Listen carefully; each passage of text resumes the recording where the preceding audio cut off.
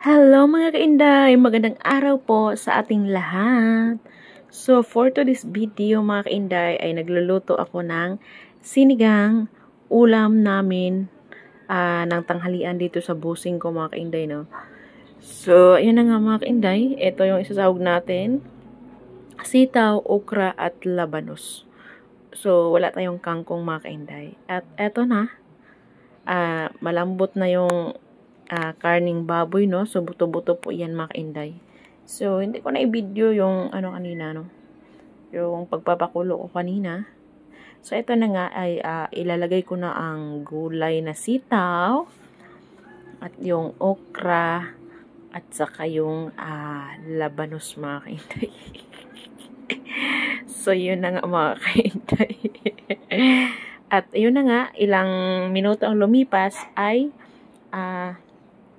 hindi pa rin tapos mga kainday yung paglagay natin ng gulay. So, ayun nga, kainday.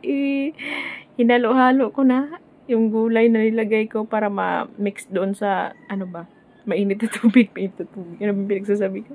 So, yun na nga mga kainday. Hirap mag-voice over mga kainday, no? So, yun. Takpan ko mga kainday at intayin ko na maluto, lumambot yung gulay.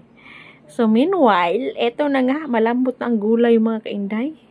At yung karne na buto-buto, sobrang lambot na din. At ayan na, nilagyan na natin ng sinigang sa gabi. So, yun yung pampaasim niya mga kainday. No? So, wala na kaming gabi na nilagay dyan mga kainday. Kasi nga, ang ginamit namin ay sinigang na nga sa gabi. So, yun na mga kainday. Perfect na yun, the best na yun. Yummy na yan mga kainday. At eto na, titikman ko na mga kainday. Smile mo na syempre. Iba kasi pag may halong pagmamahal, masarap yan. Oh, di ba? Ayan, ang sarap. At ngayon nga ay magtatanghalian na ako mga kainday. Ito na, luto na mga kainday. Ang bilis lang, no? So, yun na. Kakain na ako ng tanghalian mga kainday. So, mag-isa lang ako mga kainday kakain. Oh, yan. Papakita ko sa inyo, ha. Hindi naman pa makita. So, ayan na nga, ayan. So, sobrang lambot na, no. So, yun na mga kainday. Thank you for watching.